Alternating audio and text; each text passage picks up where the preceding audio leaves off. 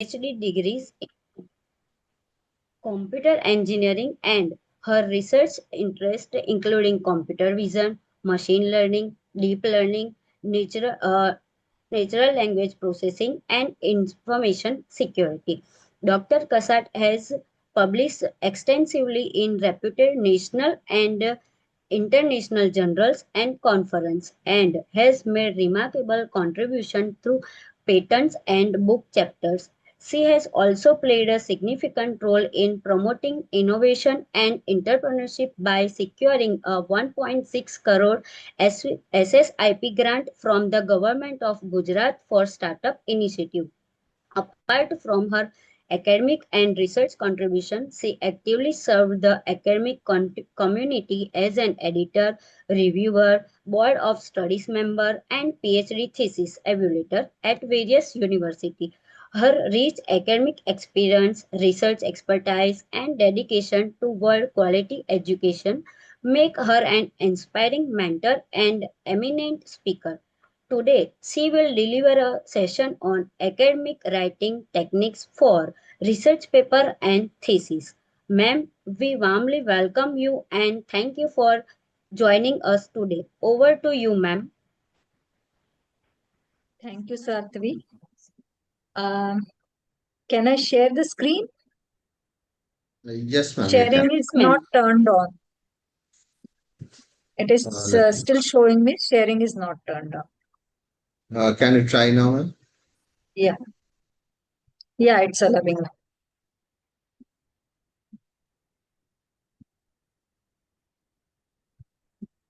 Yeah. My screen is visible, I think. It is loading, ma'am. Yes, now it is visible. Okay. Should I start? Yes, ma'am, you can start. Okay.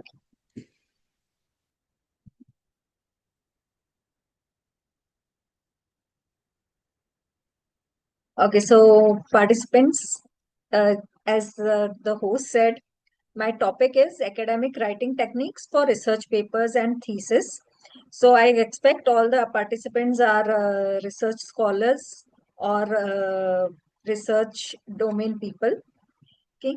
So I'm Dr. Dipali Kasit. I'm a professor and head at Computer Engineering Department at one college of Gujarat, Surat, Sarvajanik College of Engineering and Technology. So the session is so packed actually for 1 hour, but the topic is so vast. So I have tried to cover at least the major part of it in this 1 hour. So these 14 topics I'll go through today. Introduction, then importance, what is the difference between academic, technical and general writing, how should be the writing skill, what are the writing skills that are required, and some tips for good scholarly practice. Okay. Along with that, also we will talk about AI and digital tools in academic writing. So after this session, participants will of course be able to understand the fundamentals of academic writing that I have tried, and differentiate between the different writing styles. Use appropriate tense when writing your thesis or your research papers, and also explore AI and digital tools for academic writing enhancement along with all other objectives.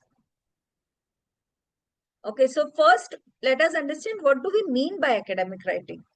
So academic writing, it is formal, evidence-based and structured communication used in research and higher education. Very simple definition. Okay. And then it is essential for if we want to write research papers, thesis, dissertations, conference papers and journal publications, then we should understand the writing style or academic writing.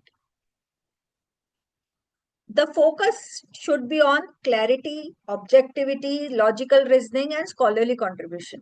Major of these things like research papers, thesis, they are being read by someone else. So while reading, the reader should not feel boring or monotonous. So you as an author or a researcher, it is your responsibility to convey your idea or your research in a clear and logical reasoning way. Okay.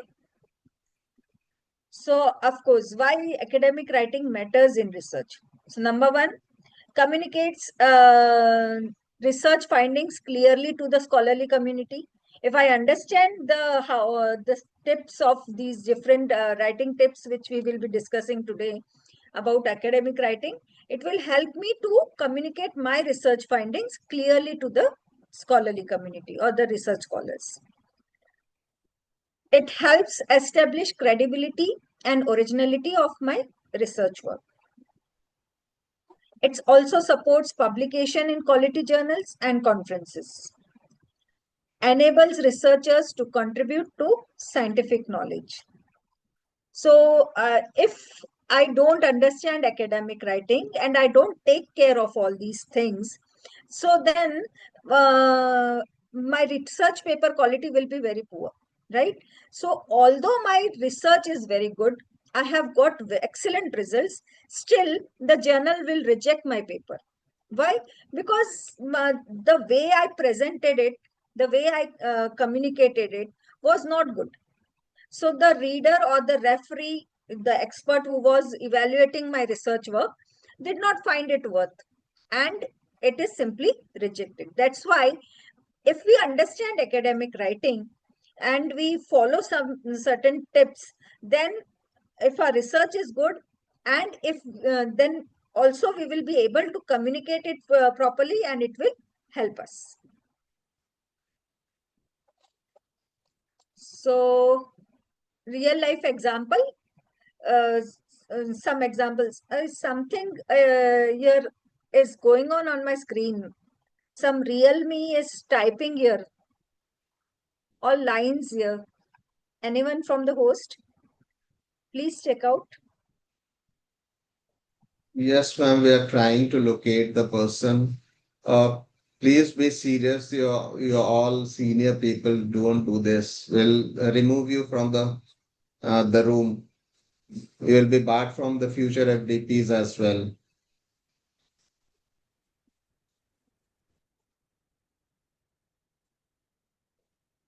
Okay.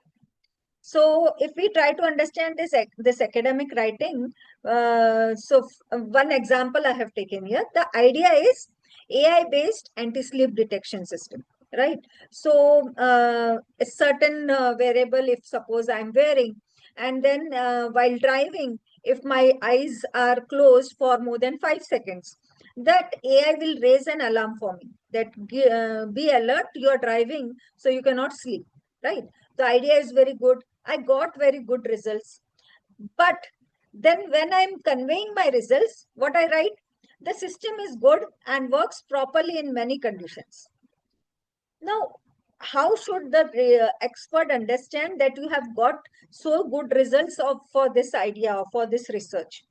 So same thing in academic writing, what we say is, be specific. Convey your whatever work you have done with complete objectivity. So same thing if I write, the proposed AI-based anti-slip detection system achieved 94% accuracy under varying illumination conditions. Then it adds weightage.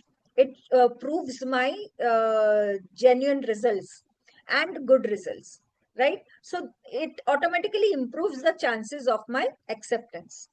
So this is the difference if I understand academic writing and if I don't understand academic writing. So of course, what are the features or characteristics of effective scholarly writing? It gives you clarity, easy to understand, conciseness, avoid unnecessary words, unnecessary redundancy that will bore your reader, or the researcher who is referring your work will get bored, so he will not cite you. So be as concise as you can. Avoid unnecessary details in it. Objectivity, fact-based and unbiased, right? So instead of writing like this, in the previous example which we have seen, the system is good, that is subjective. If I write system is good, but if I write I have achieved 94% accuracy, that gives it objectivity. logical flow, well-organized structure. That also matters a lot when you're communicating or publishing your research. Then accuracy. Correct terminology and data is necessary for accuracy. Evidence-based. Of course, you have to prove your results. So you have to tell everything in detail, or at least genuinely how you got those results and how it is supported by the evidence. So now, first let us understand the difference between academic, technical, and general writing, right? Academic writing, research focused and analytical, means research scholars or researchers, whoever is dealing with research thesis, maybe PhD thesis, maybe MTech thesis, anything, they will be involved with academic writing. Technical writing, mainly lab assistants or the lab manual work, if I want to write, or some report I want to write, that comes under technical writing. Here the focus is instructional and task oriented. So if this is the task, what are the steps? What are the different instructions? How much should be the temperature? How much should be the freezing point? Whatever. So all those instructions, that comes under technical writing. But if I want to write research, then it goes under academic writing. So technical writing, if suppose engineers are doing the research, writing the research, then that is a combo of academic writing and technical writing. And last is general writing, which is our informal and conversational everyday language, right? So here, like purpose will be communication and expression. And audience will be anyone, like our friends, our family person, anyone, right? But audience of technical communication will be users and professionals, and audience of academic writer specifically will be researchers and scholars. And examples also we have already discussed here, so I don't think there's much problem in this. Shall we move? Okay. So I have taken, actually, Amir sir has asked me to include more and more examples for better understanding. So for each and every topic, I have discussed it in relevance with the real life examples only. So now here the example I have taken for explaining the difference between these three type of writing. So general writing, if I want to say, I'll say, my friend, the mobile app is really useful and easy to use, right? I need not be very specific. But if it is technical, then I have to say, you have to install the mobile application and configure the authentication settings. And if it is academic writing for researchers, then for researchers, I'll say what the information differs. Then for the information will take the form of research form. The proposed mobile application improved the engagement by 35% during usability testing, right? So this is the difference. What you want to convey, who is your audience, and accordingly your information changes. One more example here, sorry. So lot of students don't understand programming properly.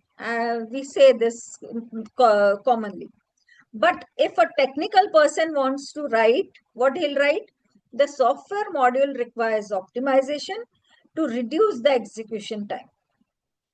And academic person will write, many undergraduate students face difficulties in understanding the fundamental programming concepts. The way you write the information differs when your audience change. So, of course, we are in the digital age. So, academic writing is also affected by AI, right? So, we have many AI tools for academic writing also, like ChatGPT, Grammarly, Overleaf. If suppose I want to write in LaTeX, my research paper or my thesis, then I can use Overleaf. If I want to write the references in particular format, I can use Mendeley, Zotero, All these are the AI tools which helps me to improve my academic writing. But of course, the information, whatever is being generated, it comes totally on us as researcher to check it and to verify it, and then only uh, approve. Okay, so blindly we cannot use these AI tools for the paper writing or information generation for researchers. So, of course, these tools can be used for writing also, proofreading also, citation management and collaboration. And ethical use of AI tools is essential in academic research, because today I'll be covering plagiarism also as one of the topic in this. So there you'll understand that ethical use of AI tools is very necessary in academic research. If you have not done that research work and you just enter that topic to ChatGPT and ChatGPT generates certain research paper for you, you didn't even understand it and you publish it, that is wrong practice. So that should not be uh, done. That comes under your ethical values. Now, first I want you all to focus mainly on the common mistakes in academic writing. Number one is using informal language. General writing cannot be used for academic writing. And for that, we need to understand very nicely the difference between the two. Is it general writing or is it academic writing? So using informal language is not at all allowed if you are writing a research paper or research thesis or anything. Writing very long sentences, that affects the clarity a lot. So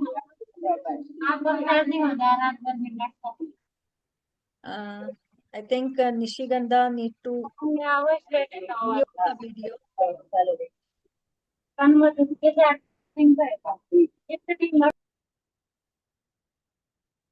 Okay.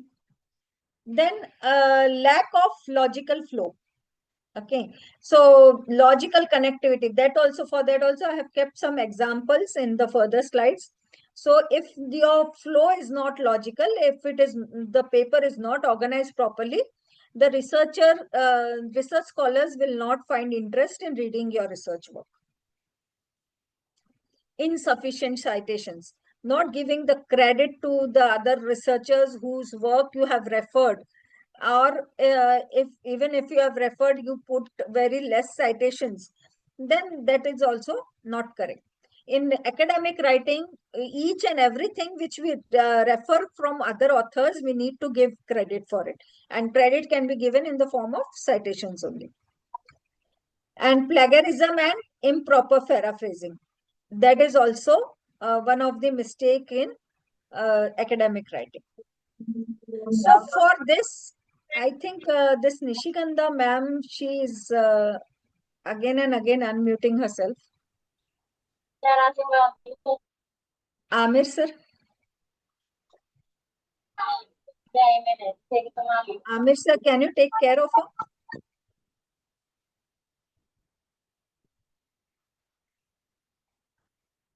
Yeah. So as I said, for academic writing, your writing style and your language is very important. So for that, we will try to understand the different writing style, what things I should understand while writing, and how should we, what is the difference? When do it becomes a formal language and when it becomes informal language?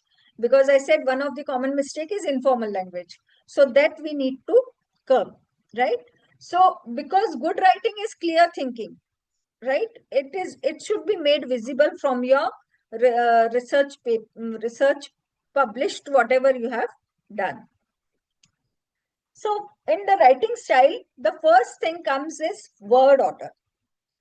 Now it is a standard principle that is given is the order of the word should be first the subject, then verb, then direct object, and then indirect object. So the researchers send their manuscript to the journal. Now, the sentence is very clear to us. It conveys the meaning very clearly to us. The same thing if I would have written, the researchers sent to the journal their manuscript. Now, that would have been confusing. The researchers sent to the journal their manuscript. Journal का manuscript या researchers का manuscript, right? So that's why जो पहला तुम्हारा direct object है दिया manuscript, वो verb के पास ही आ जाना चाहिए. It should be next to the verb and then indirect object. If you follow this order, there will be clarity in your writing. So the order in which you put the information in a sentence or paragraph conditions the weight that your reader will give to each element of information. This weight depends on the reader reads once and understands. He does not need to reread to understand the thing. Then your writing is very good writing. Okay. So as we understood, the one-line rule is first write the core action, then add the explanations, then conditions, and then background. Like one example taken here is, the committee, after several lengthy discussions and consultations with external experts over a period of 3 months, approved yesterday the proposal to the funding agents. Now see, approved is the verb, right? Direct object is proposal.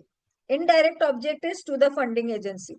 And we know that subject, फिर verb, फिर direct object, फिर indirect object. Some problem with this Nishigandha Pachore. So these elements are separated by long interruptions. So, and that making the sentence hard to process. एक तो बहुत लंबा भी sentence है. So sentences should not be so lengthy. Second, even if there is no option and my sentence need to be lengthy, I should follow this rule. Subject, then verb, then direct object, then indirect object. So suppose we say the committee approved the proposal to the funding agency after several lengthy discussions and consultations with external experts over a period of 3 months. Then that sounds little better, right? So always try to keep your verb direct object closer. Okay. One more example here. The professor, despite being busy with administrative work throughout the semester, gave yesterday the assignment to the students.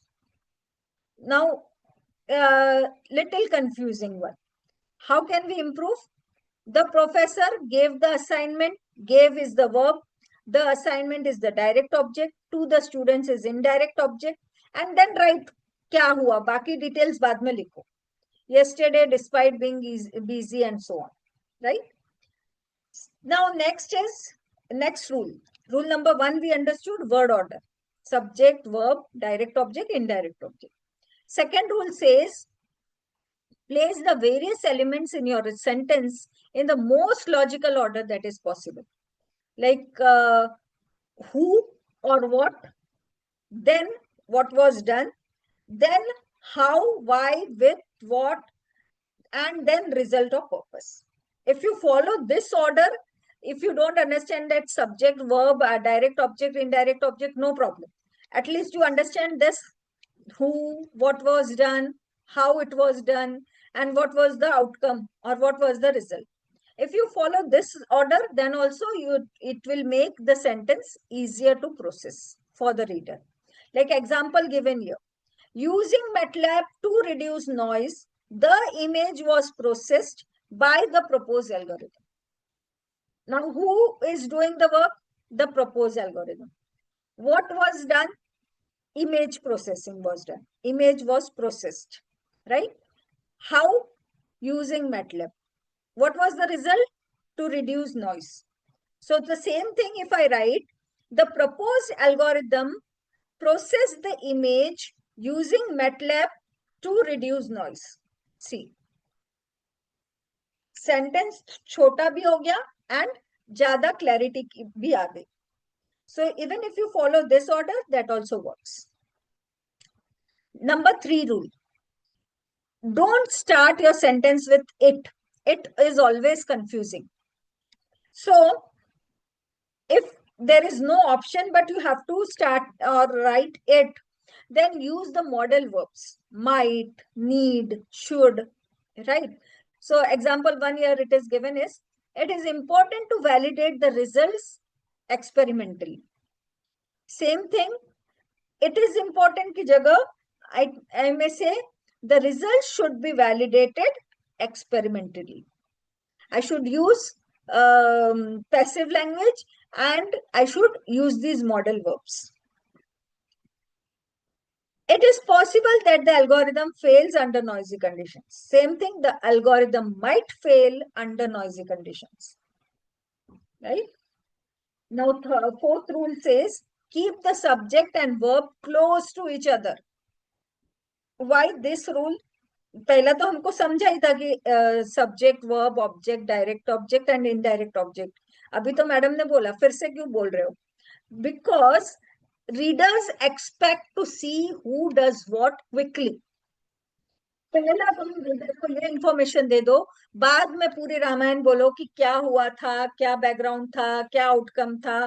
That is okay, right? So when ever you start any paragraph, any sentence, you should start with this: who does what, right? So long gaps between subject and verb will increase the cognitive load. Your reader will have to remember a lot. अच्छा, ये बोल रहे थे, इतना सब हुआ है, and now at the last I said कि why, who is saying this, and for what it is saying this. So वो नहीं करना है. पहला we have to start with who does what. Don't ask your reader to remember, right? It will cause rereading, because that reader will not able to grasp so much of information directly. So that will be not friendly for your reader. Then reduce the clarity in technical tests. When you do this, when you don't follow this rule, it will reduce the clarity. It will increase the confusion in your writing. So very common problem in all the research papers. I am the reviewer in many journals, and also PhD thesis evaluator at many universities of India. And I have seen this common problem. The writing is, they don't follow this simple tips, and then just mess up their work. Even if the work is very good, they are not able to convey that effectiveness through their writing. So all this is very common problem in research papers, in their thesis, in the technical reports. So simple guideline is, state the main action early, then move the extra details after the verb, and avoid interrupting the subject verb pair with long phrases. Simple thing. जैसे यहाँ पे will understand the same thing with example again. The algorithm, after multiple iterations and extensive parameter tuning, produce reliable results. अब main क्या है? कौन है? Algorithm. What is that algorithm doing? Producing reliable results. This two should come together, and then I should say all the details after that. So the same thing if I write, the algorithm produce reliable results after multiple iterations and extensive parameter tuning. That makes the things more clear, right? So key point is, just put descriptive details after the main action. Second example, one more.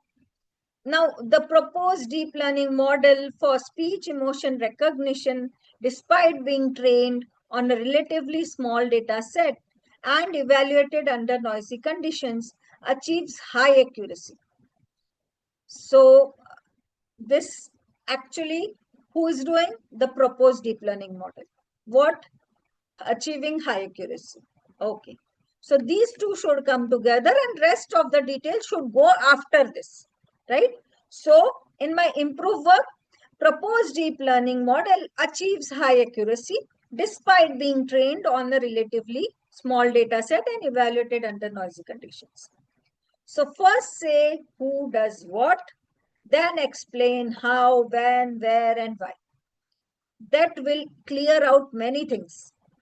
It will increase the clarity of your writing. Okay. One more example now here. So please, anyone from the participants can tell me which sentence is easier to read and why. First one is saying the accuracy of the model after training with augmented data generated through adversarial techniques and validated using cross-domain data sets exceeds existing approaches. The model accuracy, second statement says, model accuracy exceeds existing approaches after training with augmented data generated through adversarial techniques and validated using cross-domain data sets. So sentence 1 is easier to read or sentence 2 is easier to read? Which is having more clarity? Yes, someone is writing in chat, I think.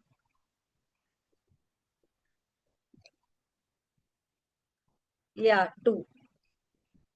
Mox, Shimi, everyone is saying 2. Yeah, correct. Yeah, so you see the clarity increased because model accuracy then exceeds existing approaches. This who did what was the major thing which we said first, right? So second one is easier to read. So again, we remember this one line rule. Subject plus verb should stay together. Details can wait. Okay. Fifth rule says when both objects are nouns, put the direct object before the indirect object. So, like here it is said, we can separate with this tool P and Q. ज़्यादा easy कौन सा रहेगा? We can separate P and Q with this tool, right? So, and we can associate with these values a high cost. We can associate a high cost with these values. So, see, the second part is making the things easier. So why this matters in our technical and academic writing? Because clarity is more important than conversational style. Placing the thing being acted on first helps readers process the information faster. Example of that, suppose we write, the supervisor explained the students the algorithm. Right. Now, what is problem here? The students, the algorithm, it is not going in a good flow. So same thing if I write, the supervisor explained the algorithm to the students, that is correct or more readable. The students were given the instructions, the instructor. So instead that we write, the instructions were given to the students by the instructor. We can estimate using this model the system reliability. Same thing if I write, we can estimate the system reliability using this model, it becomes more readable, right? So if we want to increase the clarity, we need to follow these rules which I have given. Simple rules है, subject के बाद verb आना चाहिए, या वो भी नहीं समझ आ रहा है तो who did what and then the details, right? Then subject and verb को तोड़ो नहीं, उनको हमेशा साथ में रखो. एंड अगर दो ऑब्जेक्ट्स है, दोनों नाउन है, जैसे यहाँ पे students and algorithm both are noun, instructions and instructor both are noun, देन यहाँ पे भी model and system both are noun. अगर ऐसा है तो जस्ट आइडेंटिफाई कि कौन सा इंपॉर्टेंट है, कौन सा डायरेक्ट ऑब्जेक्ट है, कौन सा इनडायरेक्ट ऑब्जेक्ट है, and connect them by some verb.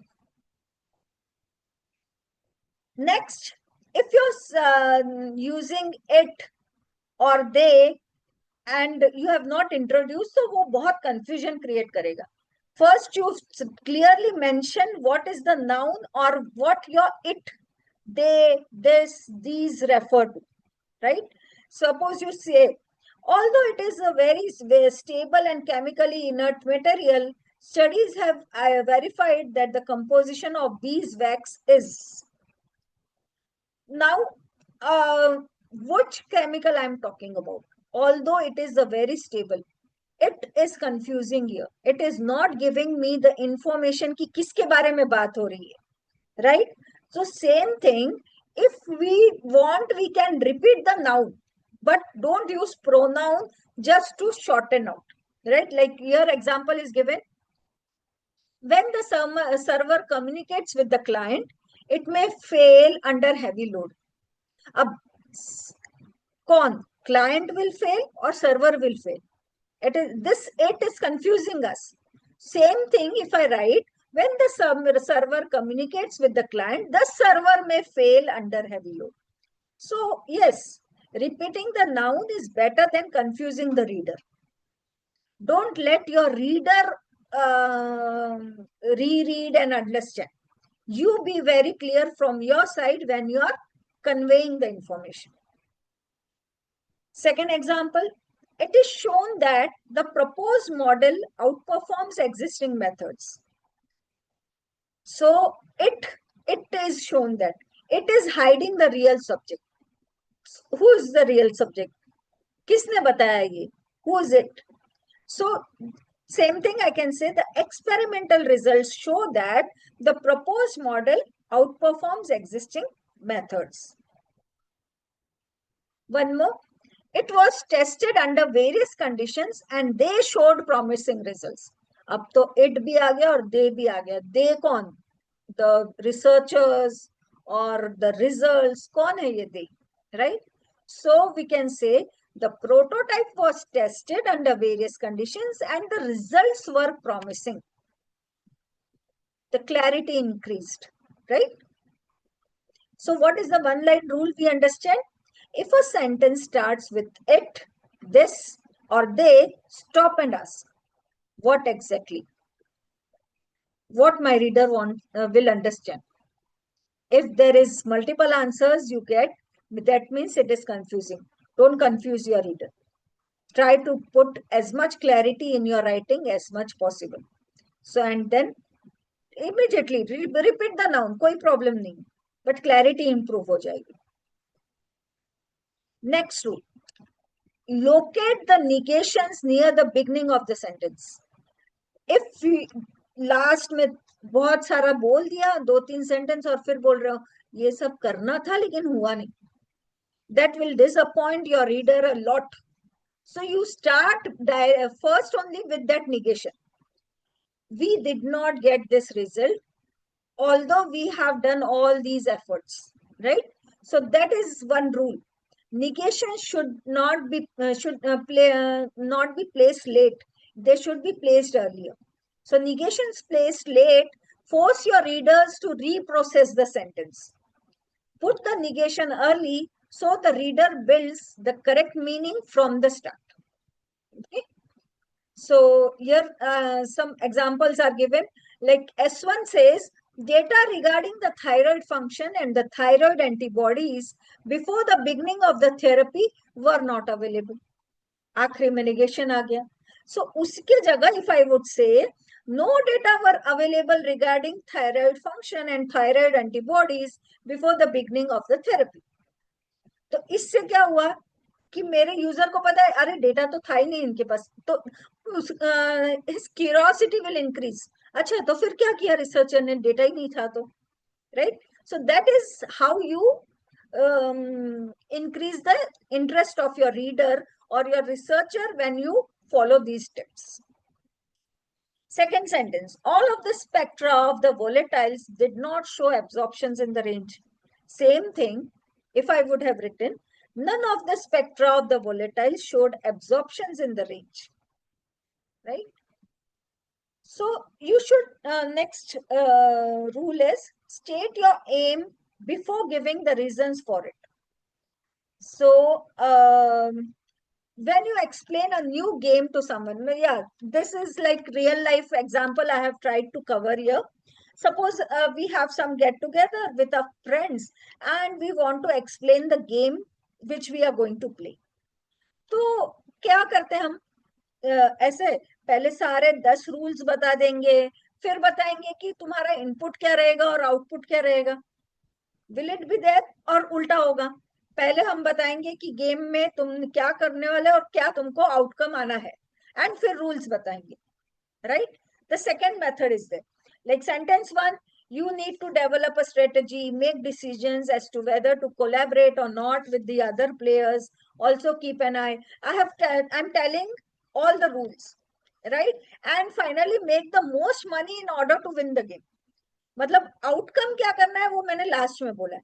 और सेंटेंस टू में, in order to win the game you need to make the most money. I started with that and then I told the rules.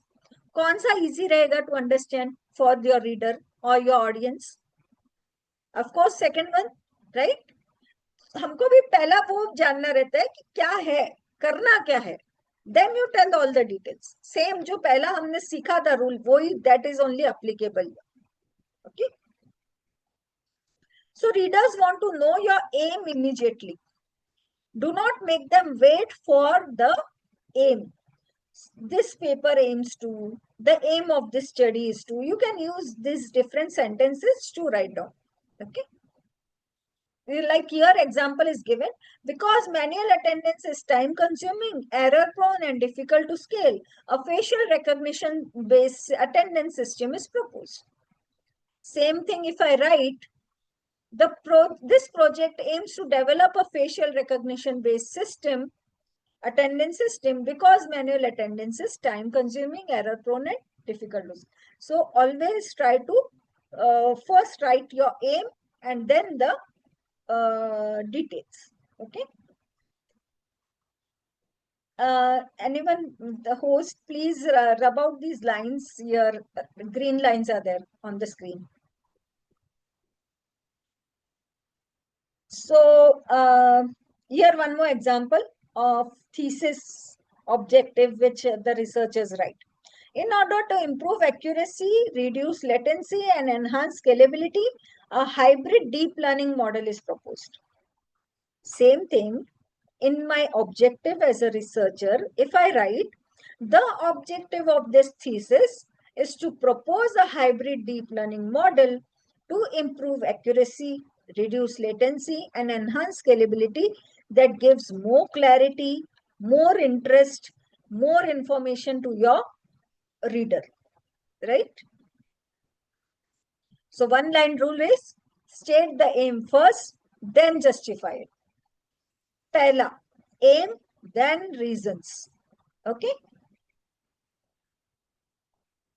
Now, one rule is on adverbs and adjectives. There are many rules. I have taken only few very critical rules here.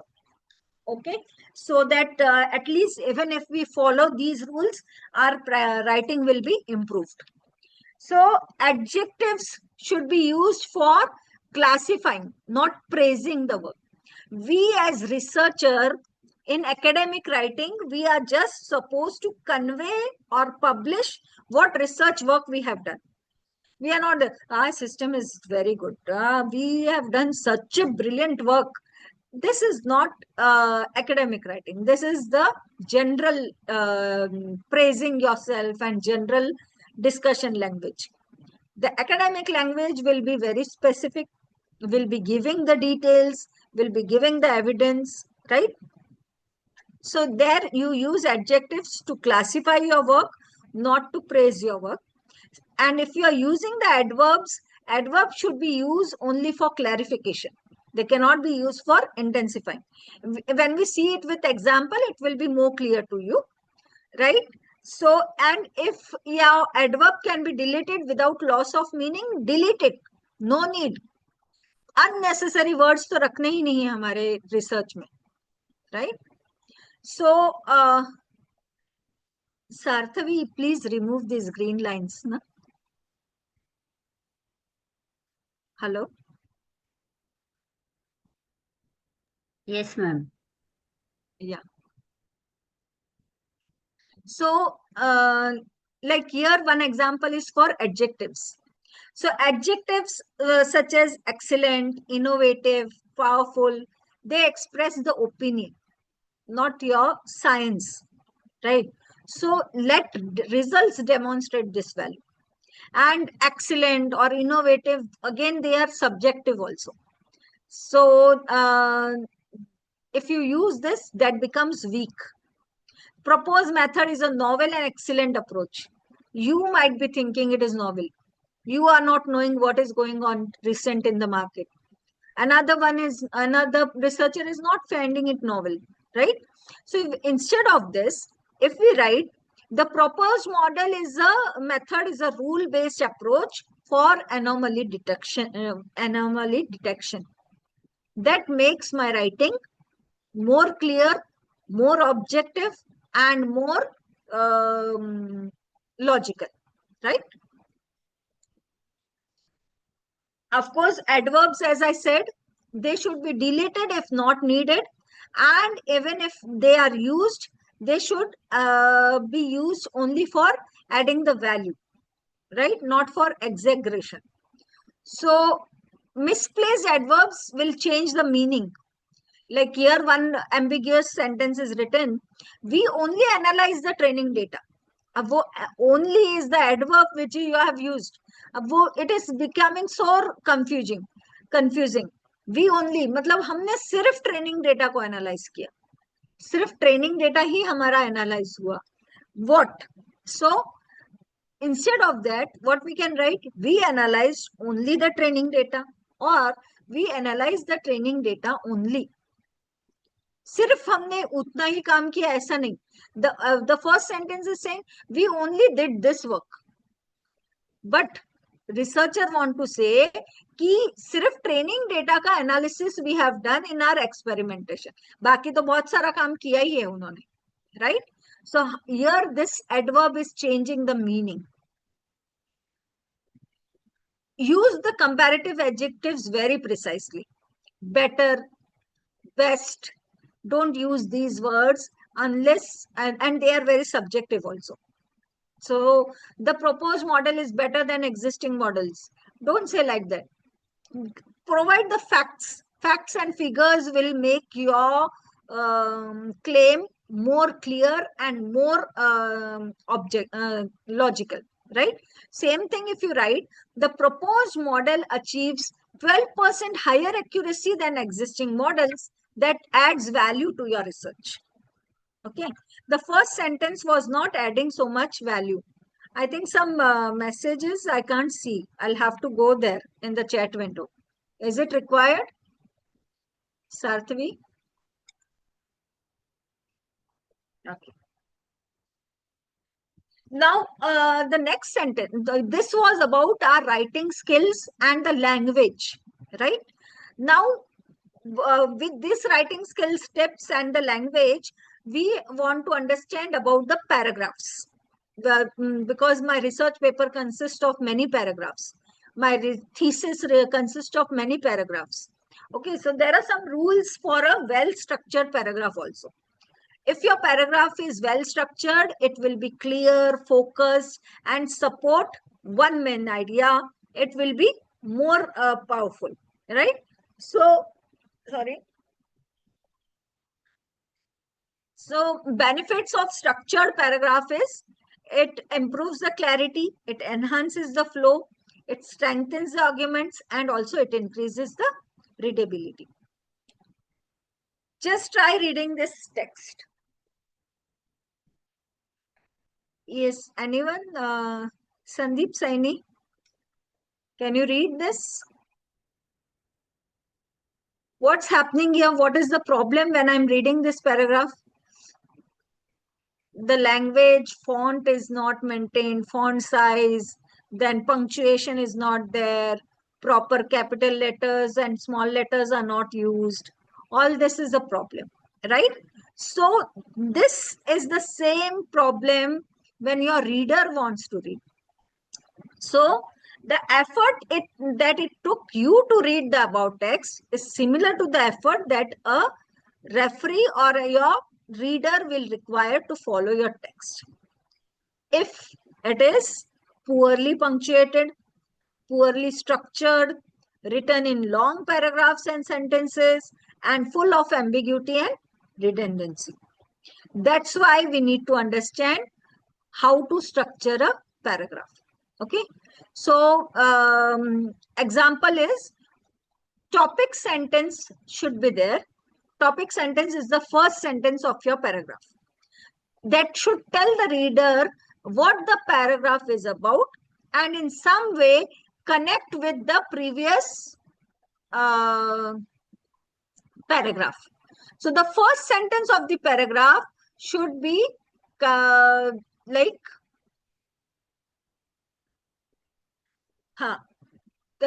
should be connecting either to the previous paragraph for flow or whatever present paragraph we are talking about, what is there in that paragraph, you tell about that. So that is the role of your first sentence of the paragraph. Then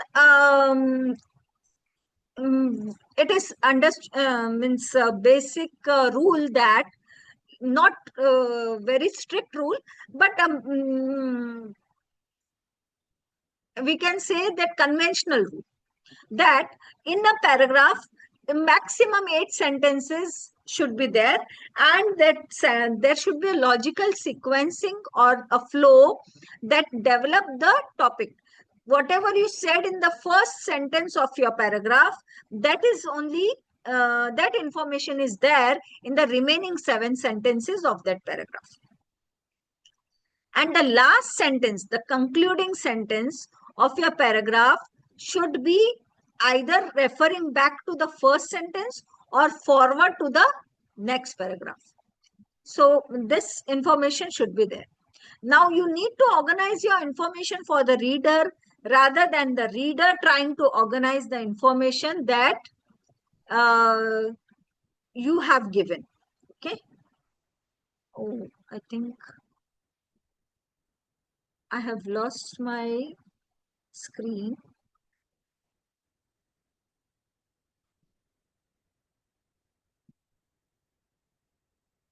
My sharing is,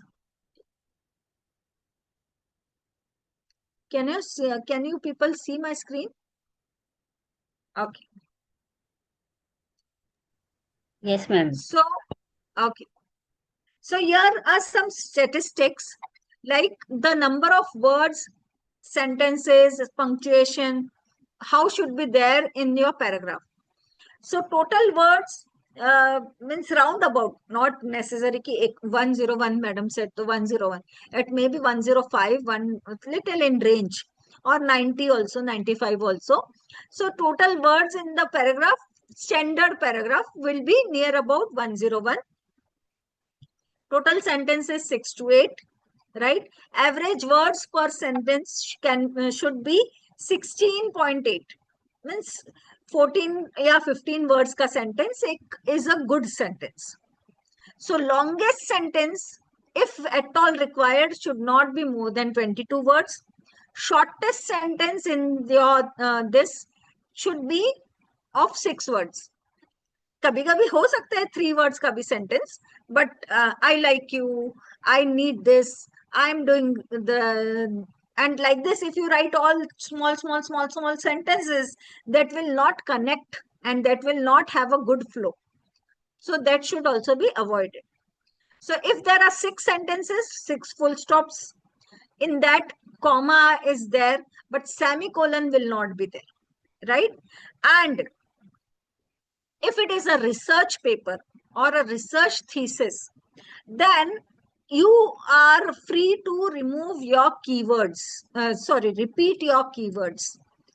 Don't try to just replace those keywords with their synonyms for the sake of not repeating those keywords. No. In your research writing, you're allowed to repeat the keywords instead of using fancy words. Okay.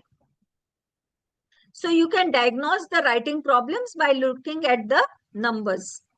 This immediately appeals to research scholars. They try to follow this conventional rule to make their writing more clear and objective. So if there is clarity, clarity improves when sentences are neither too short nor too long. Okay. So total words The 101, I said this is a medium length paragraph, typical of research papers, not too short or not too long. Total sentence is 6, is not fixed 6. It may vary between 5 to 7, right? Sometimes only one paragraph, one sentence or two sentence paragraph can also be there. It is not that it cannot be there. If needed, of course, you can make 1 and 2 sentence paragraph also. But normally, like if in your paper you have 6 paragraphs, one or two in introduction, then one or two in your literature survey, and one or two in your methodology, proposed method, then there you can follow this, right? All the paragraphs cannot have that 1 or 2 line sentence paragraph, right? So like that will not be the case. Maximum of them will be following this conventional rule. So average words per sentence, as we discussed, this is ideal for technical writing. Experts recommend even 15 to 20 words per sentence for clarity. Longest sentence can be 22 words, but complex ideas, if you want to convey and it is not possible to shorten it, so try to fit it within 22 words. Okay. Shortest sentence will be of 6 words. Full stops, commas. Okay. Commas can be used for less clause suppression or flow. It indicates moderate complexity, not overload. But semicolons are not essential for clear academic writing. Semicolons तो वो तुम्हारे poems या literature scripts में it may be needed, but for a technical writing or academic writing, research work, semicolons are not required, right? Clarity can be achieved with simple sentence structures. As I said, repetition of keywords. Repeat key terms for clarity. Avoid variation for variation's sake. So good paragraph has control length, balanced sentence sizes, simple punctuation, repetition of key technical terms, and one clear focus. One paragraph, one idea. That is very clear. I cannot have multiple concepts mixed in one paragraph. वो खिचड़ी नहीं बनानी है. If we make that khichdi, that will be confusing for our research scholar or our reader. It will be against the clarity. Okay. So in engineering style writing, we should go for mostly structured, measurable, and intentional paragraphs only. Effective paragraphs in your research writing or academic writing can be evaluated quantitatively in terms of sentence length, punctuation, and repetition of key terms. Good paragraph in academic writing starts with a clear topic sentence. It develops only one idea, one paragraph. Follows a logical order, uses linking words, ends with a clear message. So I've taken some examples again to explain this only. This also, one paragraph, one main idea. See, as I said initially only, this is a very vast topic.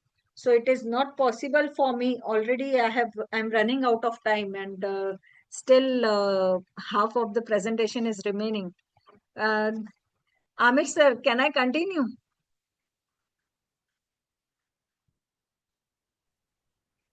Hello? Yes, ma'am, you can take some time to wrap up. Okay. How much time I have? So then You can take 10 minutes more. No problem with 10 that. minutes more. Okay. So I'll just skip this paragraph structuring. Already I have told theoretically, these are the examples which I had taken to explain those theoretical concepts. I'll just skip this. Because plagiarism and paraphrasing is the one which you all should understand. if you are listening to the session of academic writing. Yeah, just a minute. And of course, break up the long paragraphs. In your research writing, the paragraph should not be very long. Max lengthy paragraph will be of 6 to 8 sentences, not more than that. Try to break the paragraph if it is very long, right? So if there are multiple ideas, split. If there is multiple tense shifts, split. If there are multiple methods, and then also you can have two methods in two different paragraphs. Methods plus results together, no, split. Results plus discussion together, no, split, right? So these are some rules how you can break up your long paragraphs. So here again, I'll be skipping these examples which I had kept. Actually, I thought it was 2 hour session, and so sorry. Okay. You should write to add value, not just to fill the space. So just eliminate the unnecessary, be very precise, and your key points should be highlighted, right? So write less and you will make fewer mistakes. Your key points will be more clear. So examples of this, I'm not taking it now. Unnecessary redundant words should be removed. Like here, it was small in size, round in shape, yellow in color, and heavy in weight. What? If I write it was small, round, yellow, and heavy, wouldn't it be understood? So all these are redundant. Heavy in weight, yellow in color. Yellow is a color only. Round is a shape only, right? So we can make the sentence size smaller by removing these redundant words. This will be done in the month of December. So this will be done in December. What is the big deal? The front person is some understanding. December is month only. So in the month of was redundant. We could easily remove it, right? Like this is there where you can cut short the size of your paragraph and may improve the clarity. Choose shortest expressions over lengthy, like X is larger in comparison with Y. 26 characters. Same thing if I write X is larger than Y. In 15 characters, I have explained the same meaning, right? Same concept. So try to go for shortest expressions.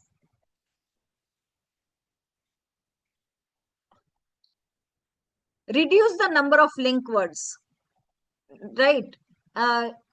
You can just like, it is worthwhile noting that as a matter of fact, experience teaches us that instead of that, I can use only 2 words. Note that, right? So we can many times reduce the space very easily. Replace impersonal expressions beginning it is instead of it is necessary, mandatory to use X. X must be used. Simple, short, and still the same meaning, right? So all these, it is possible, it is advisable, you can cut down them easily. So that can be done to reduce the size of your sentences and the paragraphs. Wherever you have the verbs and noun, there you always prefer verbs, right? Use one verb, analyze, instead of verb plus noun, make an analysis. So X was used in the calculation of Y. Instead of that, in the calculation of ki jagah pe, X was used to calculate Y, right? So verb plus noun can always be replaced by only verb. These are some general tense guidelines. Like in a research paper, my abstract will be having a mix of past tense and present tense. Introduction in present tense, literature review in past tense, methodology in past tense, results, again, results were evaluated. You have received the result, then only you publish this research paper. So of course, your results will also be in past tense. And in discussion, you can discuss your results in the present tense. and some limitations or future scope in future tense. Okay. So all this again are examples only to discuss that. Some techniques for highlighting your results. So always try summarizing the key points when you are discussing, having the result analysis section. There, summarize your key points. Use visuals like charts, graphs, or images instead of lengthy paragraphs. Take a storytelling approach to explain your result. That will make the result analysis interesting for your reader. And comparisons and contrasts are always very useful. Okay. So main part was paraphrasing and plagiarism, which I wanted that if I have taken this session, you should be aware of this. Of course, you all might be knowing. Just I wanted to give you all bits practices for this purpose also. So plagiarism is, of course, we understand if we use the words or ideas of another person as if they were your own words or ideas, then that is plagiarizing, right? And there is a myth that if it is available on Google or on internet, it is free to use. No, there are copyright issues because of that also. So that is again plagiarizing only. So if you just take the ideas or words of another as your own and you don't credit that source, you don't cite that source, then that is also coming under plagiarism. Why it is a bad thing? Because it infringes the academic ethics and academic norms. It is a form of theft and not and a type of fraud. Plagiarists ultimately cheat themselves also, and plagiarists cheat their fellow students. Plagiarism reflects incompetence. Okay. So what does plagiarism look like? Copying someone's work, citing a source improperly. Liya source A say, and in citation you are writing source B. That is also plagiarism only, right? Or if you don't cite, then also creation of false sources, unnecessary, fake sources you will give for citation or references, so that you are saying source C में कुछ है ही नहीं जो आपने यहाँ पे mention किया idea. So that is a false source, right? Turning in another person's work as your own. So that is also coming. So some tips to avoid plagiarism is summarize. So whatever you are taking the idea from other author, just try to summarize it in your own words and then write it in your paper again, right? So that will not be some like plagiarism. Second technique is paraphrase. Change the language. So you must reference, but still citation to dena hi hai to the original source. Only the text you produce may be shorter or longer than the original text. And of course, you should use your own words for paraphrasing. Quote, direct quotes, but in technical writing and academic writing, direct quotes are very rare. They are allowed in literary works. Art students को चलेगा, but other science students they cannot use directly quotes. हाँ, कुछ रहते हैं. So if it is a law, then you can directly use it in quotes. Indirect quote and direct quote, paraphrasing. So good scholarly practice. Avoid copying when you take notes. Use your own words or ideas while taking the notes. When taking notes, make sure you write down the full reference of the source, including the page numbers. Keep the track of citations, full references, page numbers, quotations. My PhD scholars जो मेरे under में PhD कर रहे हैं, I have given them one format, how to take notes from the research papers, right? तो उस research paper में से जब notes ले रहे हैं, उसमें से हर रिसर्च पेपर का हर चीज इज नॉट यूजफुल. जितना यूजफुल है उतना लिखो खुद के वर्ड्स में and take down all the information. who were the authors, what was the paper reference, kaun se page number pe tha, all those things. That will help you to keep track of your citations. Write first drafts without notes.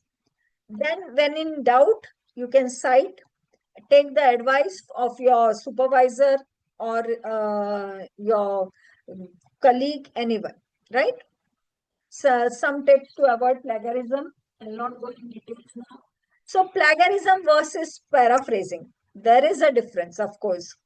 Uses exact wording in plagiarism and in paraphrasing. So exact wording is plagiarism, but no, paraphrasing is not using exact wording. Requires citation? Yes. Whether it is plagiarism or paraphrasing, both requires. Ethical, paraphrasing is ethical, but plagiarism is not ethical. And demonstrates your understanding is by paraphrasing. Plagiarism does not demonstrate your understanding. So thank you. And I'm sorry, I've taken more time.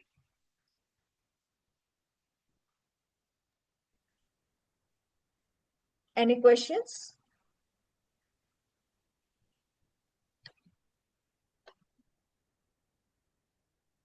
Thank you so much, Dr. Dipali Kasat ma'am, for your wonderful and informative session. Your guidance on academic writing and research paper presentation was very helpful and inspiring for all participants. We sincerely thank you for taking out your valuable time and sharing your expertise with all of us. Thank you so much, ma'am. Thank you. No questions from the participants?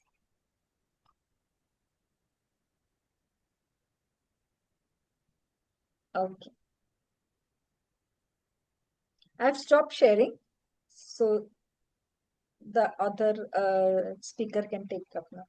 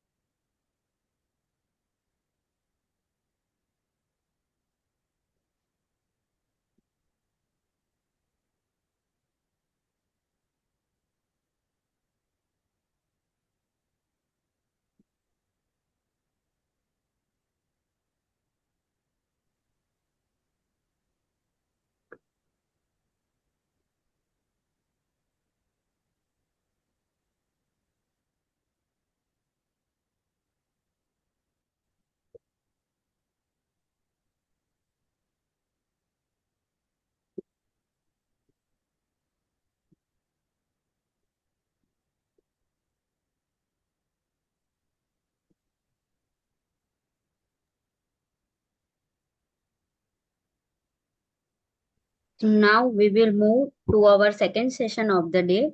Publishing quality research paper in reputed journal is very important for researchers and academicians.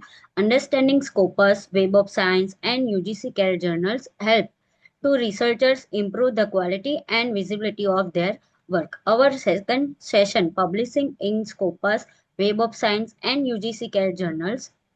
Now, it is my great pleasure to introduce our second esteemed speaker for today, Dr. R. Satish Kumar.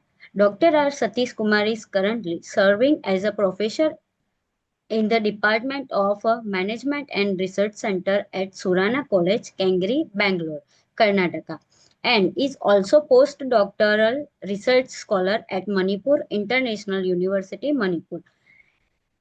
He is an accredited management teacher from the All India Management Association, New Delhi, and more than 20 years of rich academic and research experience in the field of management.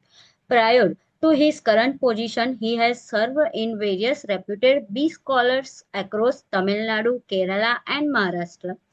He obtained his PhD in management from Anna University, Chennai, and his research areas mainly focus on retail management, retail service quality, and mood analysis. Dr. Kumar has published more than 25 research articles in reputed national and international journals, including UGC Care, Web of Science, Scopus, and ABDC Index Journal.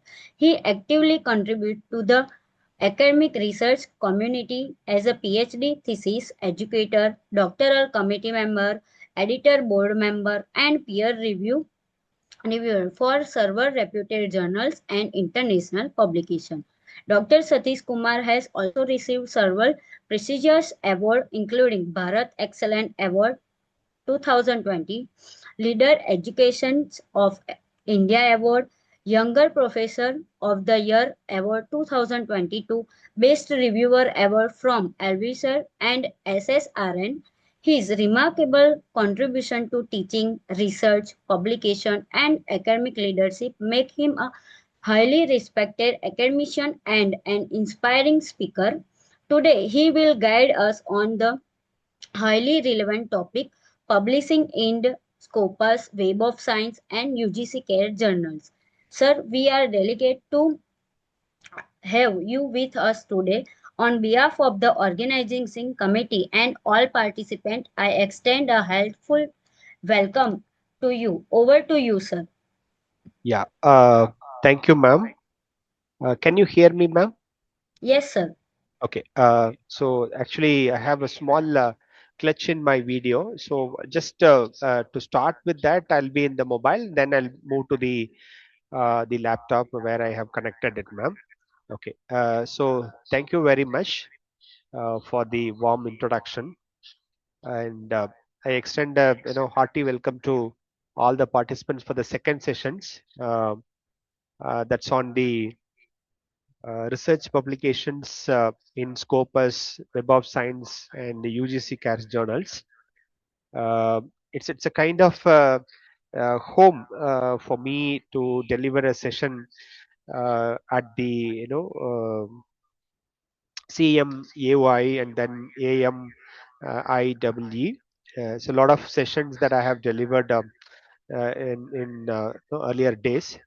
So with this note, I'll just quickly move on to the presentations so that we'll have a discussion. So thank you.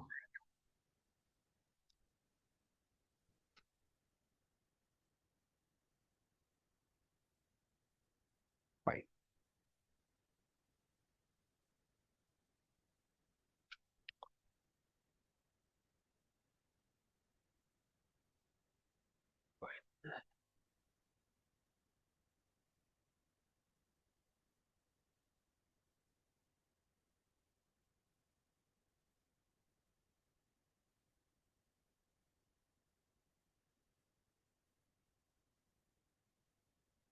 One second, ma'am.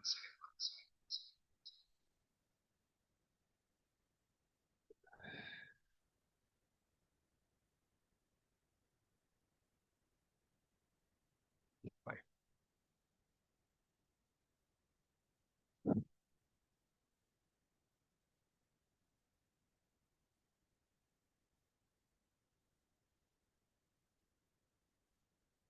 Fine. So hope that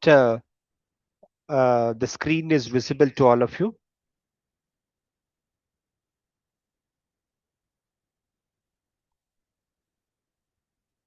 Madam, is that screen is visible, ma'am? Yes, sir. Visible. Okay. Thank you, ma'am. Fine,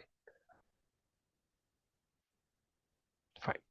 So once again, hearty welcome to all of you to the session on publishing in Scopus and Web of Science, and then UGC CARE list of journals. Uh, so before I just move on to the session on this topic of publishing into this.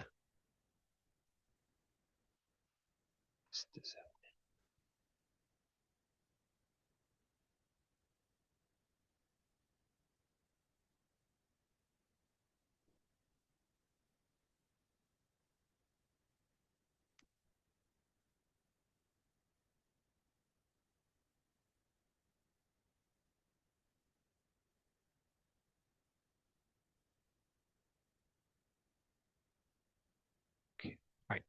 Fantastic. Okay.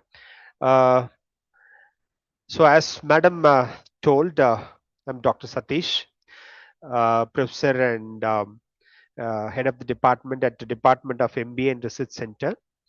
Um, and I'll be doing a session on the given topic, right? So just before I move on to the uh,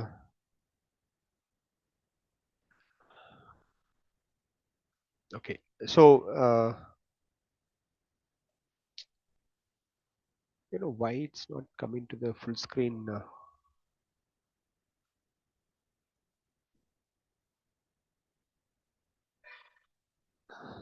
Okay, fine.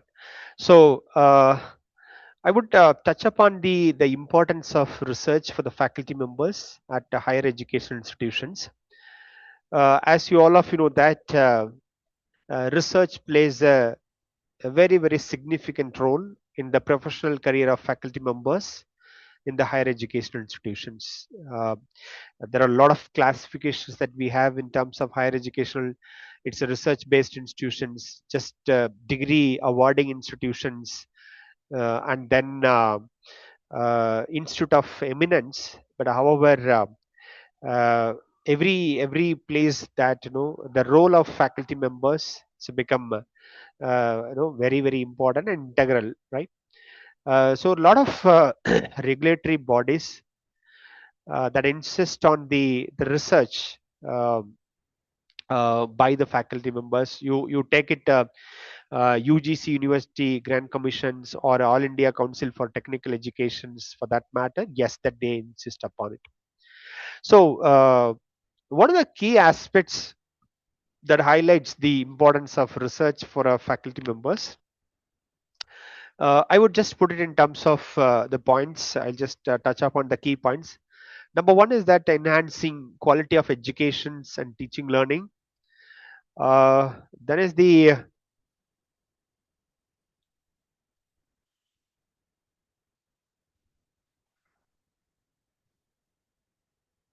okay, fine. So okay, I don't know, some hiccups is there in moving on with the slides. Okay, fine,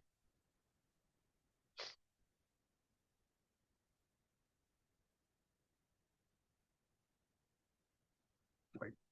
So talking about the enhancing the quality of education and the teaching and learning.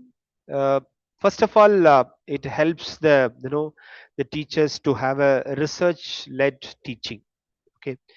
Now, many of the times we as a faculty members we have to bring in a lot of research-based insights into the classrooms discussions.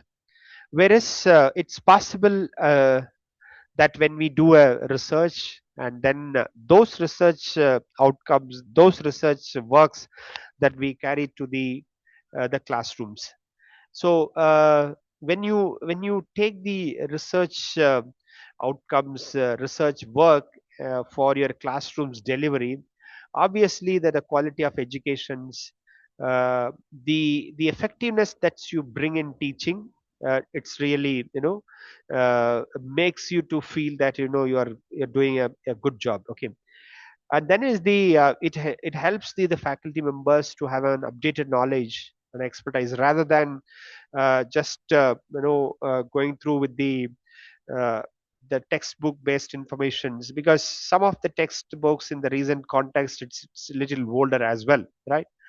So so when you're teaching certain courses where that you need to bring in updated knowledge and those expertise, so that's where you know uh, this research becomes an important. Next is that practical approach and then problem solving skills. In fact, uh, the today's students span of attention right in the classrooms, it's very lesser, and unless until that we take the the real time scenarios, the real time things, very practical things. No, they don't no pay attentions. And we wanted to have to make them facilitator of we have to just to be a facilitators in the classrooms, where the students involvement, their ability to solve the problems that has to come. So that will comes with the research. Okay, moving to the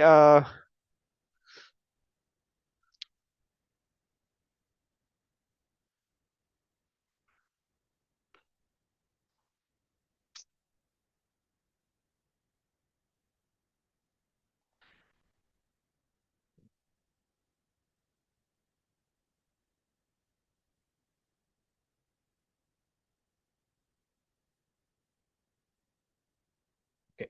So uh, moving on to the second point, I just focus. The first one, it is all about the uh, enhanced quality of education, teaching, learning. The second one, it is all about the career progressions and then promotions. I think many of the fellow colleagues from then the other institutions would agree with me that uh, it is the research becomes very very mandatory criteria for the higher rankings and then designations.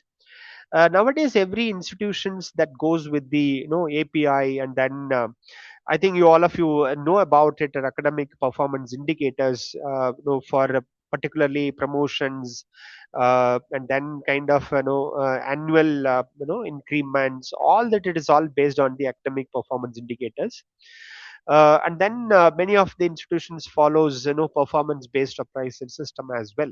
Okay, what is that key categories or an indicators where they look upon? Is that it is all about your teaching, learning, evaluation, co-curricular extension activities, professional development. Very important thing is that it is a research and academic contributions. Okay, research and academic contributions. Okay, now many UGC also has made a just merely looking at API. They all move to the holistic evaluation of notable contribution.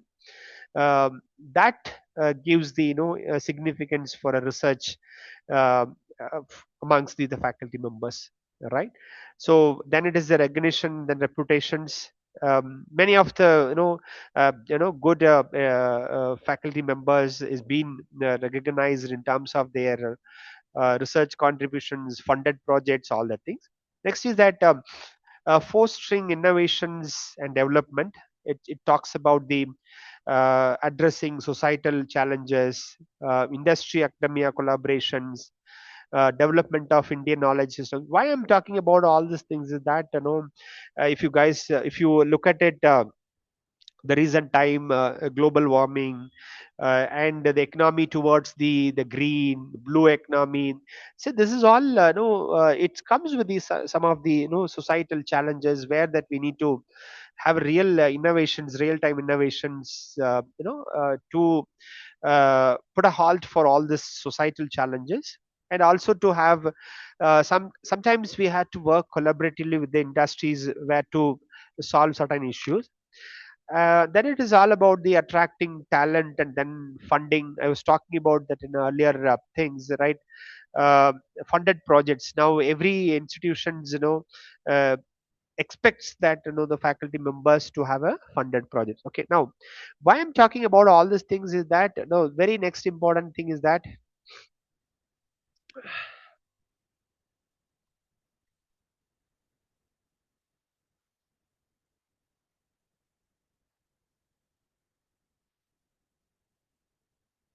fine,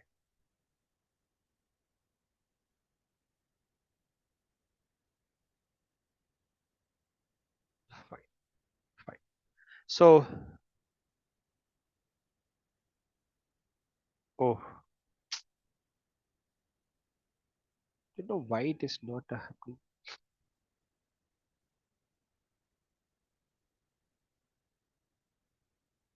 Okay,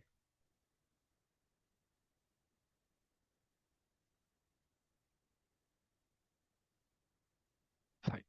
So to talking about the institutional growth and the accreditations. Many of the institutions are moving towards the accreditations process, be it a NAC or National Board of Accreditations, NIRF ranking frameworks. So where the one of the very important the quality that they look for is that the faculty members' research contributions. So in essence, for faculty members in Indian higher educational institutions setup, research is not merely an academic pursuit, but a fundamental responsibility that drives professional growth, enhances teaching effectiveness, contributes to the societal advancement, elevates the standing of uh, the institutions.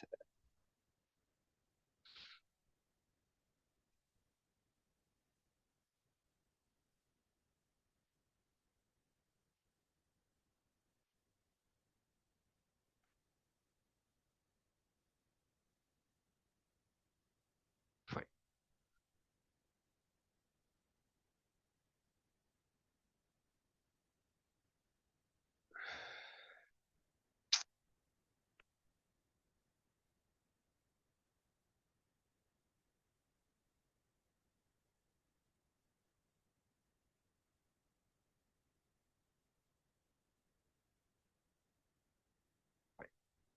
So coming to that, our uh, the main topic, the focus topic of today.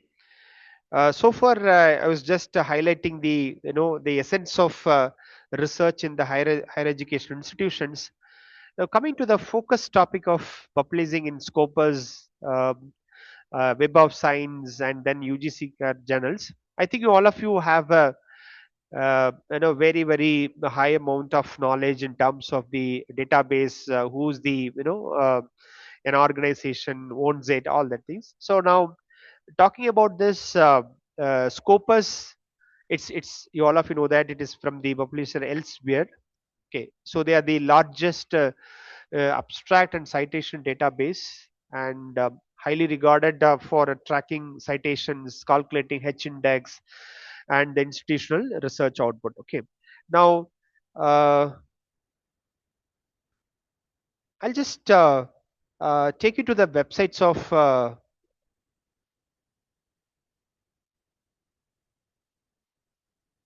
fine, fine. So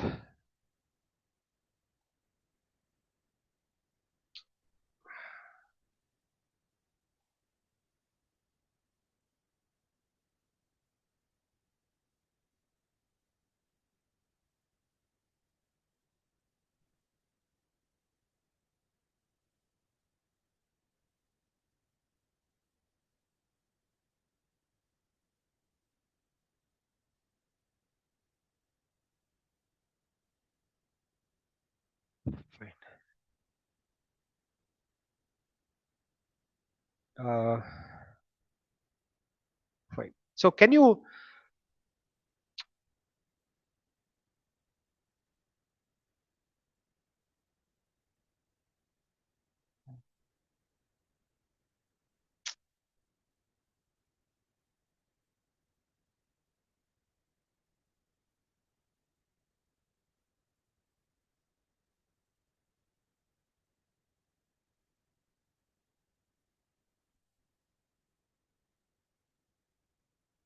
yes. Fine.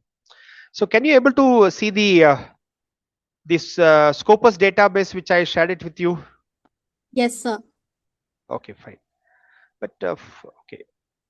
So now this is the reliable page of the Scopus databases. Uh, Now, if you wanted to just check it out, okay. So, for example, if you wanted to look at the title, okay. So, I'll let me to type as the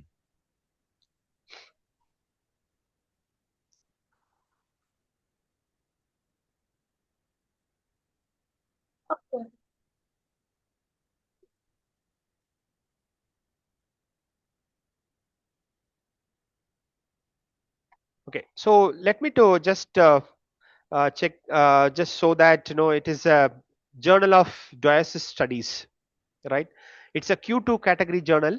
Can you able to see the page where I moved on to the Journal of Dialysis Studies? Okay, fine. Now, this is a part of the Scopus database indexing, whereas you please look at that yearly years currently covered by Scopus, whereas it is coverage is from the 2019 to 2026, even including at present the journal is in the index database of the Scopus, right? Just look at that, what is the site score, then is the all other metrics you can look it up on, things. Okay, now many of you have a question, sir, how do I look it up on? Okay, I'll also see now subject area, please all of you look at it. So subject area is this arts and humanities, and the specific focus area is the religious studies, and then arts and humanities, and then philosophy. Okay, now I'll move back, and then I'll search for the other title. Recently, I think you all of you, checked might be MSW Management Journal from the Management. Okay, MSW Journal from the. Thank you. No. Okay,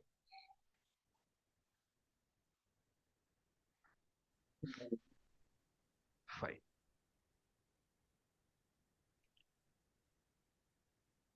Okay, this is uh, it's a journal Q4 category from again. I'll just take you to the database. So please, all of you look at it. It's a current coverage. It is there up to including the 2026. The point that what I'm trying to say is that particularly the fraternity members who is from the management domain. See, if you look at it, the subject area is, see, the title shows as the MSW management, but if you look at the subject area, it is environmental science, pollution, environmental science. Again, the specific area is that waste management and disposal. Okay, now what I would like to suggest you is that when you look for a your domain specific journal, please look at that subject area also falls into that the same domain area. Okay, so though it says it is the management journal, but it doesn't see. Now I'll just type the Journal of Retailing.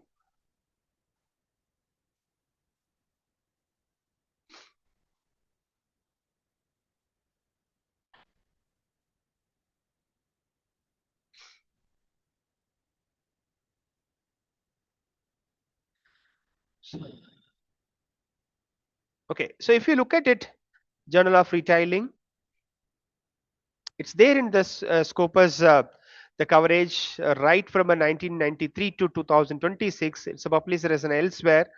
Now you come to this the subject areas business management and accounting, and then the specific focus area is that marketing. Okay, now what I mean to say is that, okay, when you look from the journal, please don't look at only the journal name, is that it is current. You also please look at that, is that it is a uh, it is up to the current year of coverages in the Scopus databases, and what are the subject areas that it talks about it. Okay, now uh, and I'll just move on to this. Fine.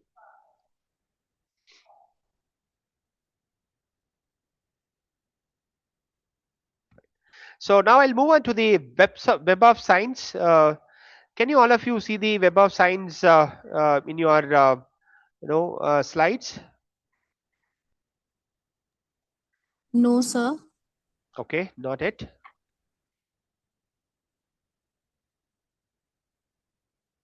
Right now? No? No, sir. Okay, wait. Let me to just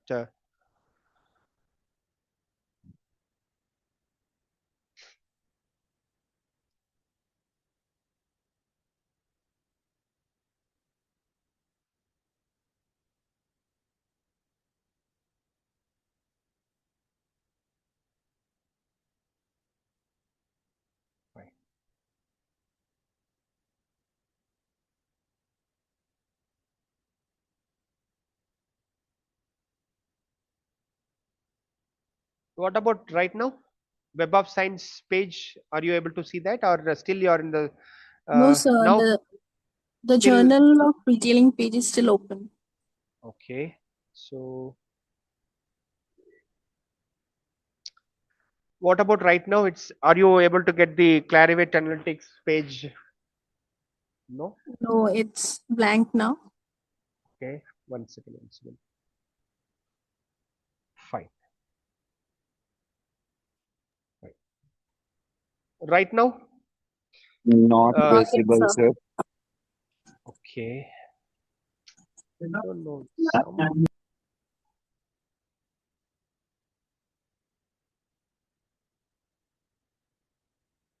okay.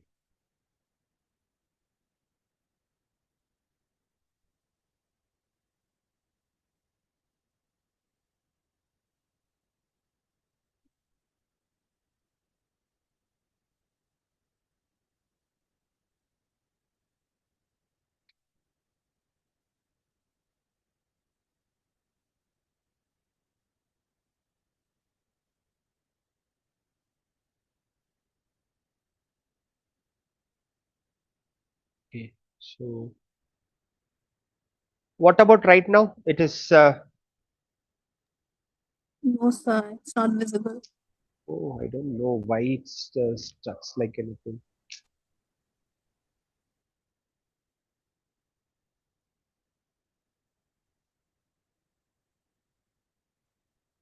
Why? I think right now you will be able to get this. Yes, sir. It's visible now. Okay, fine. So this is the Web of Science, the database. So we refer for the few things like, is this particular journal is the Social Science Citations Index, or is it a Science Citations Index expanded, or is it the Arts and Humanities Citations Index, or Emerging Source Citation Index? Okay. Now, as you know that this is an another highly recognized databases. Okay. Now, any journal that if you guys wanted to check it out, okay, let me to check International Journal of Management.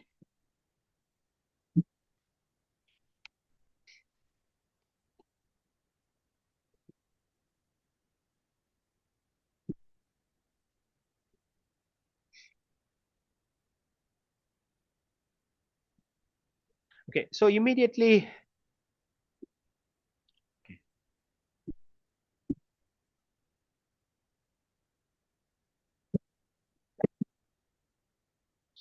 okay, so I'll just take an example of the international management studies itself, right? Now, fine.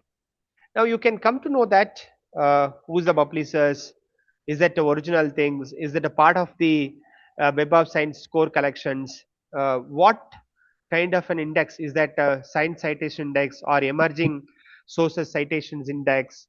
So those details you can very clearly, for example, here if you take the International Journal of Management Education, it comes under the social science citations index. Now you have to look at that, the database, see whether if you are from the technology and then science, please go for the science citations index. If you are from the social science management or things, you just go from that, or if you are from the literatures, so then you go for the arts and humanities citations index. So that please verify, okay, even you can verify your the domain areas. For example, if I'm from the engineering and computing and technologies, again you just go back, check that what are the journals that comes under here, so that you will have a broader understanding of, right, is that particular journal is part of the Web of Science or not. That clarity you can have. Okay. Now, so now I'll move on to the next very important databases. Uh, Fine. So,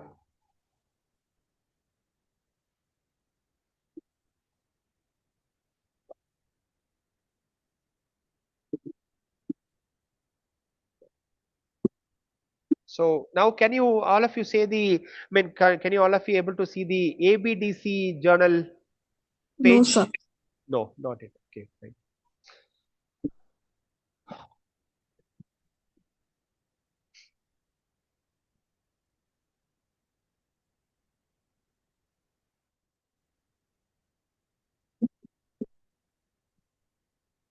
What about right now?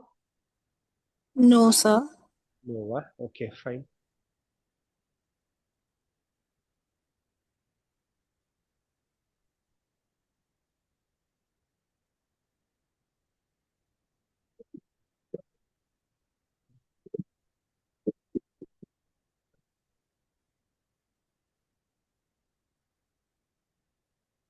Okay, fine. So hope now you all will be able to see this. Yes, sir, it's visible. Yes. So this is another very, very highly regarded database. That's the Australian Business Dean Council.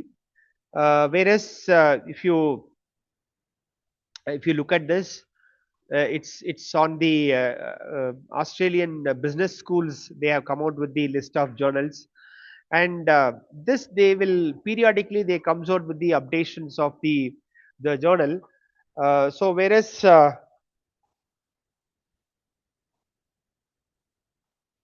are different categories they have.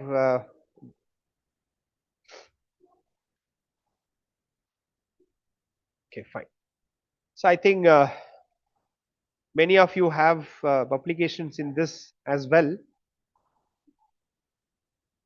Okay, so this they categorize how Scopus database they categorize into Q1, Q2, Q3, and Q4. Similarly, this ABDC categorize their list of journals in terms of A star, A, and then B, and then C category of journal. And you can download the list of databases, and then you can check up that no what category of journal is that, and then is that really is part of this databases that you can check it out before you all go for applications. And then I thought of explaining about the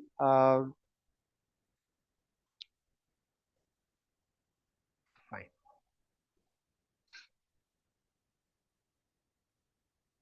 uh, about the UGC's care, but unfortunately, the URL link itself it's not there. You all of you know that it is no more UGC care list. But however, what I personally understand is that if it is a journal, it's a quality journal, is either indexed into the Scopus or a Web of Science or an Australian Business Deans Council, by default those journals it's been part of the uh, your UGC care list as far as concerned with the our the Indian UGC context. So it is there. Okay, now talking about the yeah,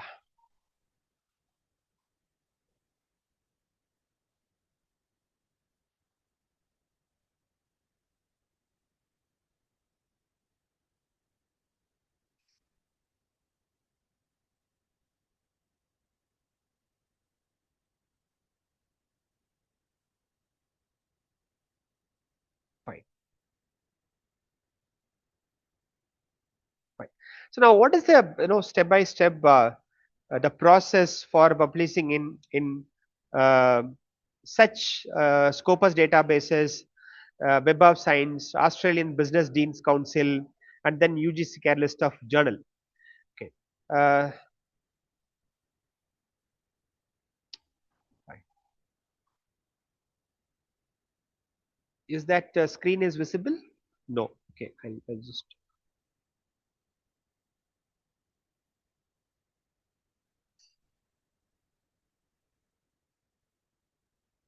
fine, fine. Hope now I'm still it is not.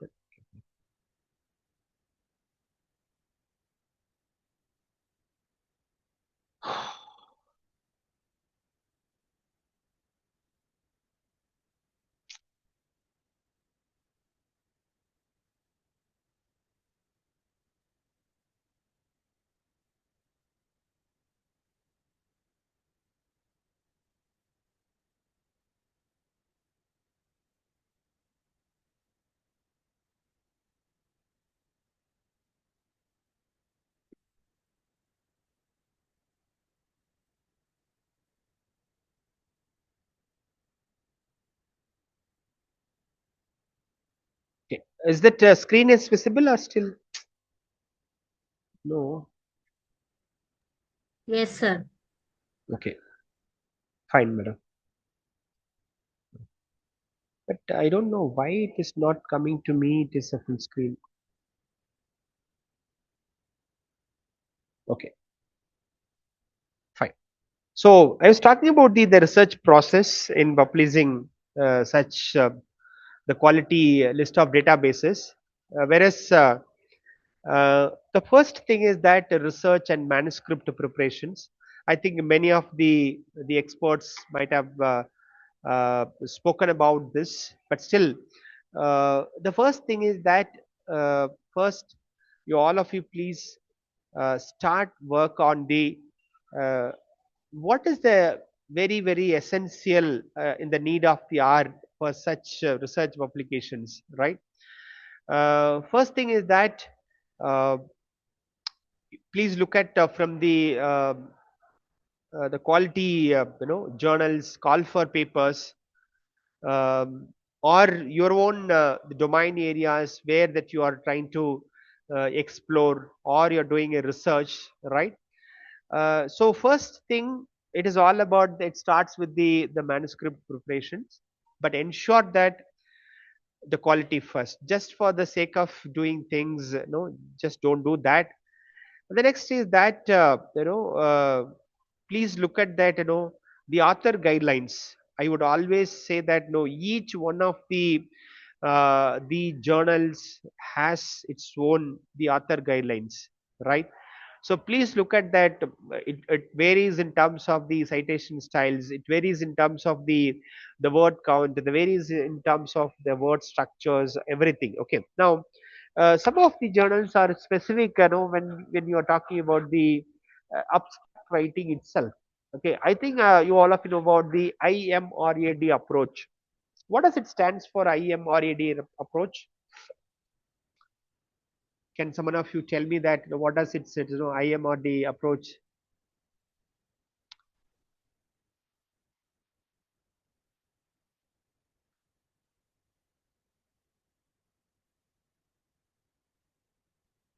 Okay, so I would just say that it is a IMRAD approach stands for Introduction, Methodology, Results and Key Discussions. Okay, uh, fine. Very quality journals, probably journal from the Scopus databases, or from the Web of Science. They all look at even their abstract should be based upon the IMRAD approach. Okay, so that's where I'm talking about the you have to, as an author, before you going for a publications, or even before you submit the manuscript, that you should look at that author guidelines and do that. Okay, there is the strategic journal selections. See, actually we look upon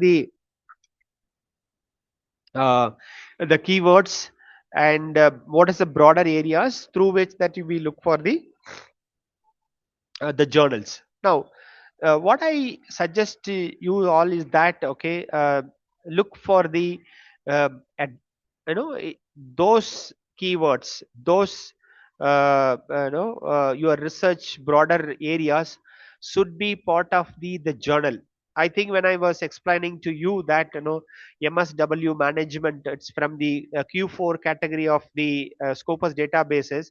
I was telling that it is a management journal, but no, it is environmental sciences, pollutions, and then environmental science, waste and disposable management. Okay, now if your work is not to that specific, uh, those areas, subject areas coverage, and the indexing part of your work in those category of journal may not happen at all.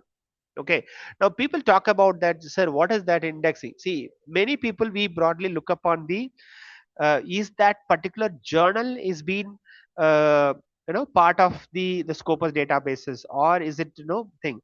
But I would suggest you that when you have a publications, your publication supposed to come and reflect into the author page of your Scopus ID or Web of Science ID, all this thing.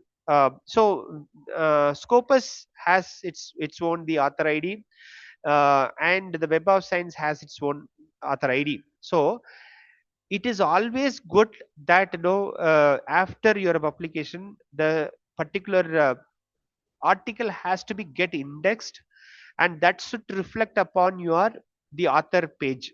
Then only you have weightage in terms of saying that I have a Scopus publications, I have a Web of Science publication.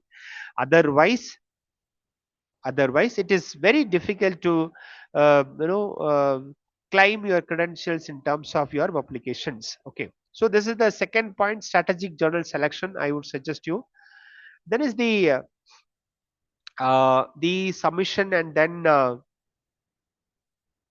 okay, and then initial screening. Many of the journal, right, uh, has their own dashboards for a submissions, editorial dashboards for a submissions. But if you have an opportunity to submit through your through email IDs for the editor's email ID, or even if it is going through with the editorial desk for a submissions, have a cover page stating about what is that broad area of your research work, right? Please talk about that, so that will help you out. uh, uh, you know uh, your manuscripts is being processed in the first editorial desk. Okay, and most of the times no, you would get the decisions from the editorial desk itself, whether it covers in their scopus in their journal scope coverage or not. See, this will you will come to know many of the times, you will come to know some of the journals probably in a week time, some of the journals in a fortnightly time, that you will get to know that. But don't get disheartened by just looking at the desk rejections. See, even if you get the desk rejections from the from the editor, you would come out with the review comment of that why your article it is or a manuscript it is being rejected. Okay, start working on that, so that your manuscript will move on to the next stage. Okay, so that's a thing. Next is that once it goes through the your editorial desk, then it is all about it's about the review process. It is all about the review process. Whereas it goes for the many of the journals will have the double blind peer review process. Some of the journals will have only a single review. But always again, there are possibilities to move on to the next stage, right? So the decisions would be on the acceptance. Very very rare in practical scenario on the first try without any review comments, very rare. So sometimes it comes with the minor revisions, uh, maybe small tweaks, refinement is needed in terms of your methodology, or maybe on the discussions on the findings, whatever it may be. Sometimes they may feel that your work is really original work good, but they need more of major revisions, maybe that the implications part, managerial implications of your research may not be appropriate to uh, the journal coverage it has, so may they ask you to revise it, redo it. So then the worst case it would be the rejections, but rejections also it comes with the with the review comment of why it is being rejected on it. Okay, so please start working on that, so that you will have a next time possibility of revision going for the similar kind of a journal where in which that you can retry upon it, and then you can go for applications. Okay, now what are the few things that I would suggest you that uh, uh, you may not be uh, good at making the first article submission itself, that you are a research pro. It takes long time. Okay, it takes long time. uh, but what I would suggest you is that um, accept all the review comments, accept all the rejections in a very very professional manner. Don't take it to the heart, and then don't get disheartened. My article has got rejected, I have not been got indexed upon it. There is okay. See, it is all that you are all uh, no yourself, you are making yourself better for the quality that is required by the journal. Okay, so with this, I just put it and saying thank you.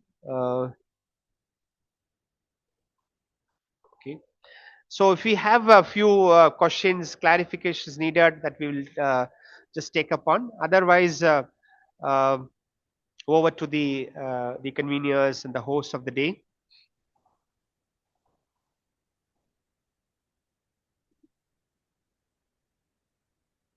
Thank you so much, Yes, Dr. yes, R. Satish Kumar, sir, for yes, your ma'am. Thank you. valuable and informative session. Your guidance on research publication and index journal has provided useful insight for all participants. We sincerely thank you for sharing your knowledge and experience with us. Thank you so much, sir. Thank you, ma'am. Hmm. Good evening, Satish sir. Sir, Nice good meeting evening, you sir. Very, again. very, very happy to meet you in the forum, sir. Very happy. Thanks for the opportunity. Thank you, sir. You Thank are you for giving a lot joining. of It was very, yeah. very informative session, sir. Nice to see such content. It is very meaningful for all of us.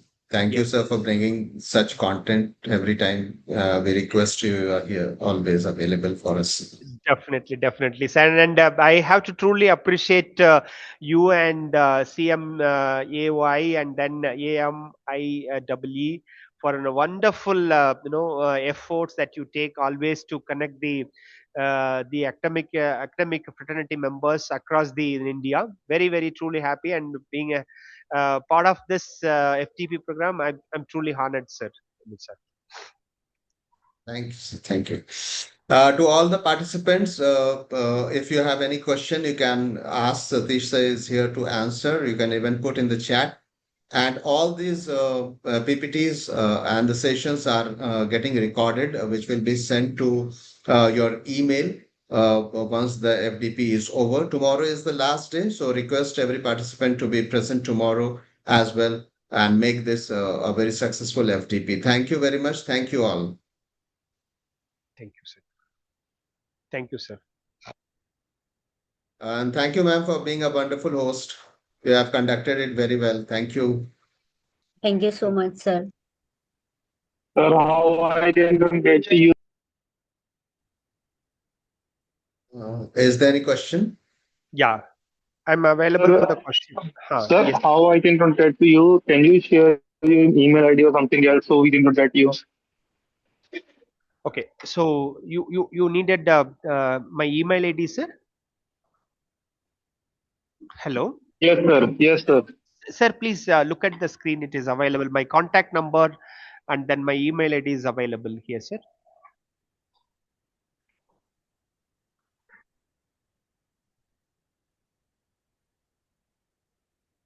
Okay, thank you very much. Have a very nice day, all of you. Thank you once again, Thank, Satish thank, sir, and thank, thank you, ma'am, for being a wonderful host. Signing off for today. We'll meet tomorrow again. Thank you. thank you, sir. Thank you.